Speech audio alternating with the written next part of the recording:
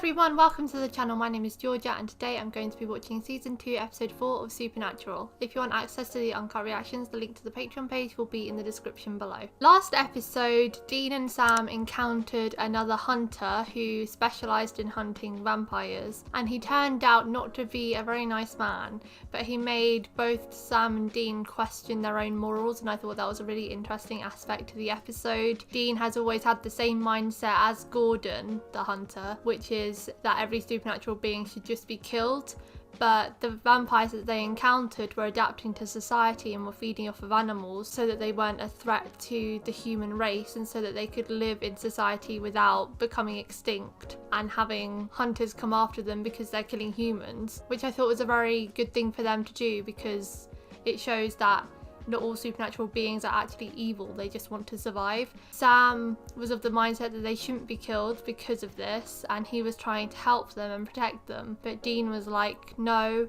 they're supernatural beings, they should be killed. And then once he saw how sociopathic Gordon was, he ended up changing his mind, and you know, he's questioning everything that he's ever hunted now because he's like, maybe there was some supernatural things that shouldn't have been killed, which, you know, adds an extra layer of guilt to Dean, which he does not need. Hopefully going forward they can take more time to evaluate whether or not the supernatural beings actually deserve to be killed or not. They kind of need to investigate more into how the beings adapt to society and whether they're actually a threat to the human race before they kill them. We also saw a little bit of insight into Dean's grief. He opened up to Gordon about his father, which he can't do to Sam, sadly, and he said how he never expected to lose John. He always thought he would be around, and it was so heartbreaking to see, like, they're going to be struggling for such a long time. I know it's not going to get any easier anytime soon, but my heart really breaks for both of them because they're both really taking this hard, but like neither of them feel like they can talk to each other about it, which is really sad. So the moment Dean finally opens up to Sam, whew, that's going to be an emotional time. I need to talk to him. This guy looks like a proper bro. You get out of my face now. A stereotypical American bro. Is he abusive? Angela? I don't know if they'd give that much backstory to one of these opening characters. Leave me Don't alone. go on the phone while Angela, driving. I'm sorry. You're sorry? Listen to me. No, God. I love you.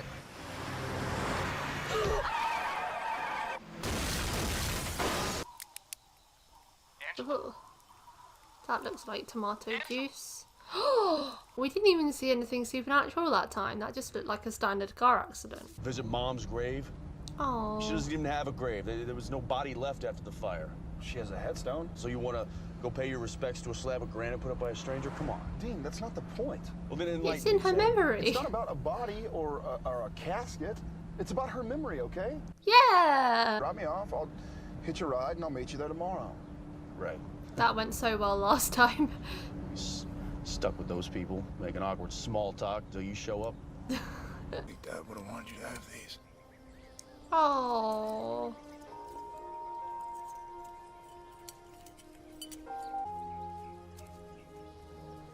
Oh, that's so touching. You saw her grave, everything dead around it in a perfect circle. You don't think that's a little weird? No pesticide, no chemicals. Nobody can explain it. Something evil happened there. Could easily poison the ground. I'll let you drag my ass out here. Least we can do is check this out. Girl's dad works in town. He's a professor at the school.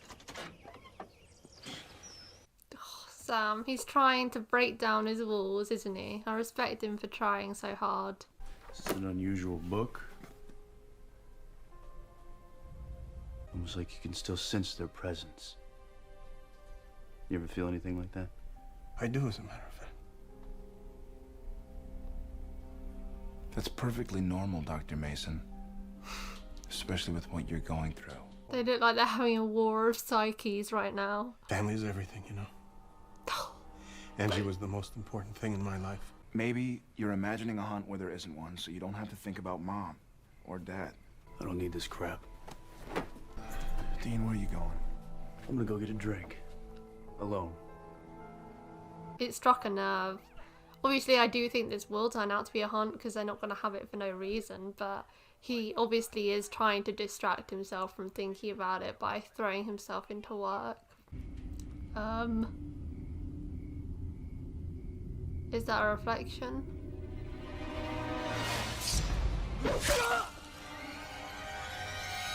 This case is really intriguing. It's so ominous. Oh.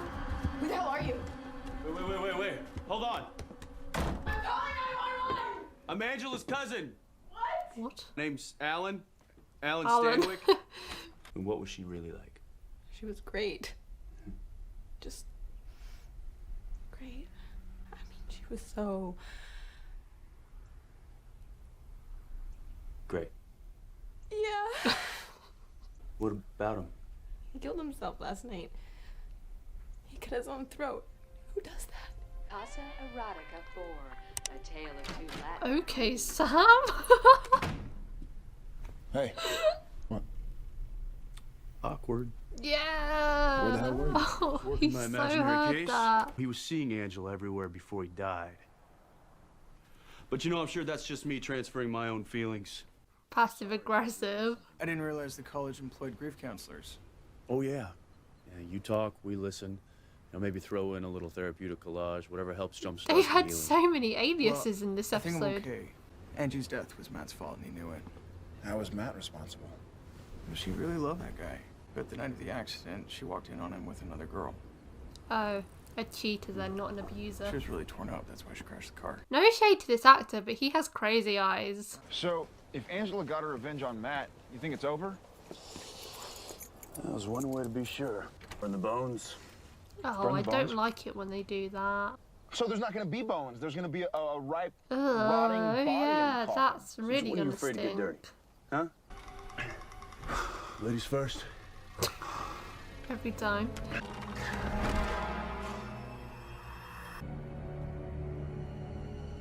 Yeah. When they said, do you think it's gonna be over, I thought, oh, this guy will be next. The crazy eyes.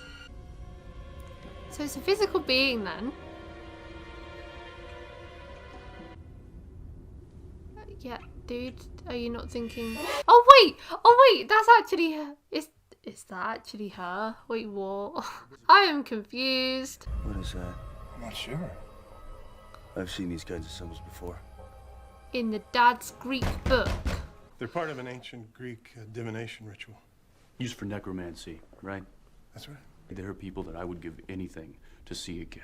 But what gives you the right? Dean. What are you talking about? What's dead should stay dead. What? Stop it! What you brought back isn't even your daughter anymore. These things are vicious, they're violent, they're so nasty, they rot the ground around them. I mean, come on, haven't you seen Pet Cemetery? You're insane.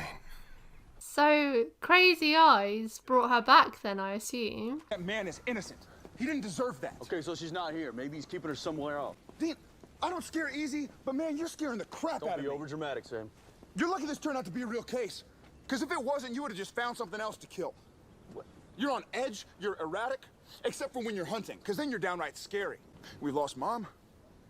I've lost Jessica. And now I'm gonna lose you too? I think the worst part of all of this, though, is Dean feels guilty because he thinks it should have been him. We got a freaking zombie running around. We need to figure out how to kill it. Right? Our lives are weird, man. You telling me? You didn't get out and go see Matt or... I've been here the whole time. Neil. She said that very You really sternly. think I could do something like that? No, just... you seem... Different? Because she's dead. Neil's a real shoulder to cry on. He so understands what I'm going through with Matt. There's more in here where that came from. It's got unrequited ducky love written all over it. Did I mention that he's Professor Mason's TA? Has access Oh, to well, all the that'll same do books. it. Whenever there's a girl having problems with a guy and she confides in another guy, that guy, 9 times out of 10, is always in love with her. You can tell from the first second. Silver bullets. Yeah, enough to make her rattle like a change purse.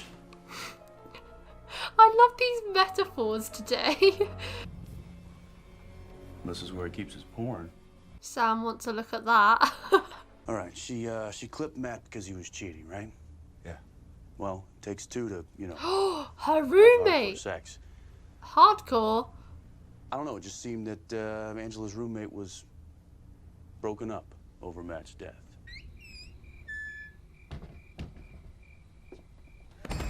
Lindsay, I'm home. I wouldn't be too mad if they don't manage to save her, because very shitty thing to do. You know what you did. I'm sorry. I am so sorry. Not sorry enough. Ah! Scissors is too gruesome. Please don't. Quick, move. Don't check on her. You know she's dead. It's not her. But leave. Oh, ew. God.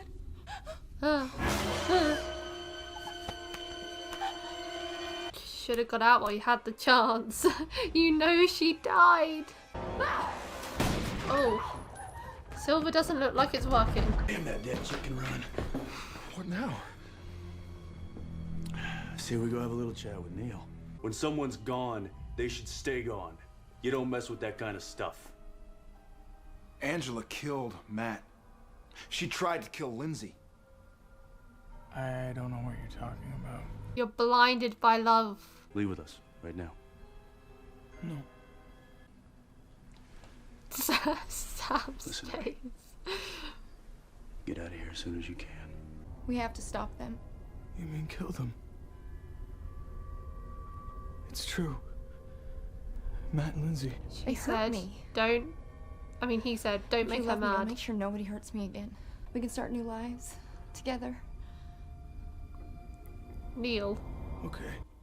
use your brain cells. Neil, you look nervous. Neil. Fine. Were you going to leave me? No, of course not. You were, weren't you? Oh God, Neil. He did everything that Dean said he shouldn't. Neil, I loved you. Angela. Oh. I knew she'd kill Neil one way or another. She doesn't truly love him. She just likes him for bringing her back. Oh, it's time for their Mission Impossible antics. I love it when they look so serious with their guns like that. Oh. Cool makeup.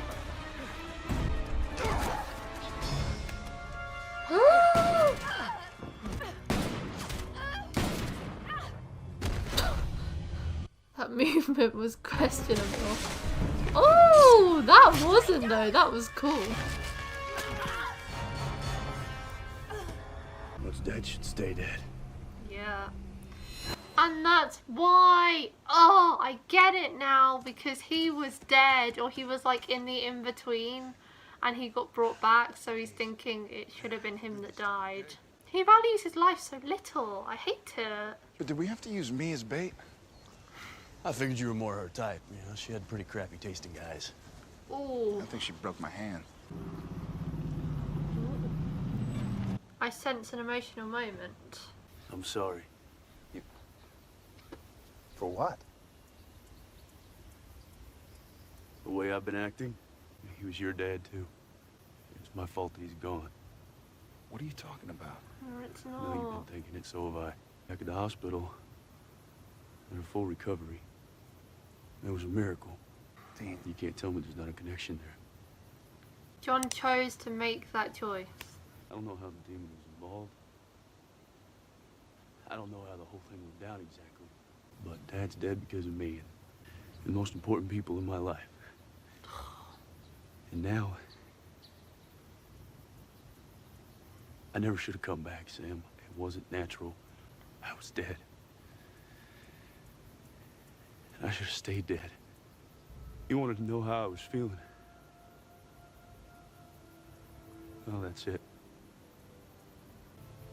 What could you possibly say to make that all right?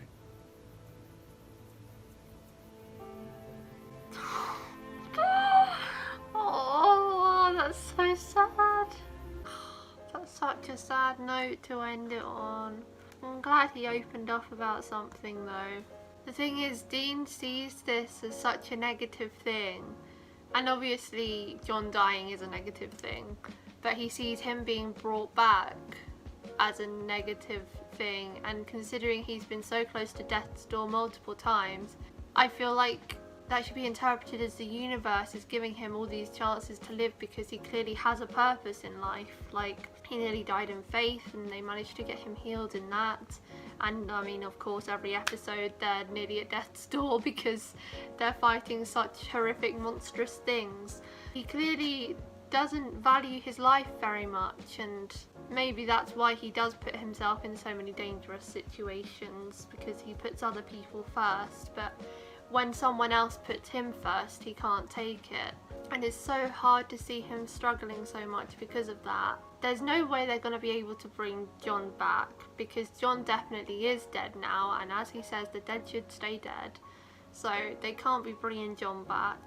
But he also can't die either, because he needs to think about Sam. He was telling Sam to think about him when Sam was wanting to go back after the yellow-eyed demon. He was saying, I can't lose your dad. Well, now he needs to think about Sam while he's in this dark place and think Sam can't lose him now either. They've both lost their dad, and it's absolutely horrific, and Dean feels guilt over that he'll probably never overcome. But the fact of the matter is, right now, him and Sam are there for each other. They need each other, and they need to live for themselves and each other, because apart from each other now, they have no one, literally no one. Obviously, changing this mindset of his is going to take time, and, you know, potentially never could happen, but I hope that his guilt over it subsides, because I think Dean would have done the same thing. If it was John who was in the in-between and there was an option for him to trade lives, he would have done the same thing for John or Sam. Like, they would all give up their lives for each other, we all know that,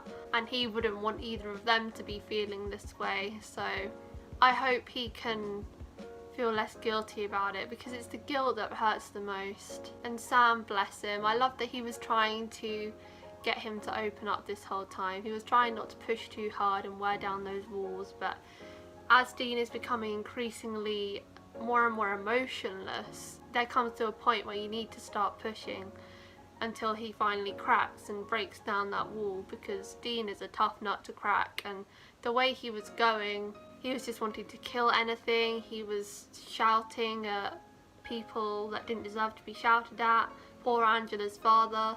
But I think Sam handled talking to Dean really well. I thought the case of this episode was really interesting. It was really hard to figure out what the case was actually going to be, because they weren't showing what was happening. And I really liked how the case tied in with Sam and Dean, and Dean's guilt, because he was kind of brought back from the dead. So I really thought that integration of the case and Dean's feelings was really good, because it felt like the case actually meant something, not just being a typical case of the episode. Season 2 is off to a great start so far. Like, every episode is like at least an 8 out of 10. So that's it for today, guys. Thank you for watching my reaction to Season 2 Episode 4 of Supernatural. If you want to watch the episode in its entirety, then the link to the Patreon page will be in the description below. But don't put any pressure, it's just for people that want to watch the episodes along with me. Leave a like if you enjoyed, and I'll see you next time for Episode 5. Bye!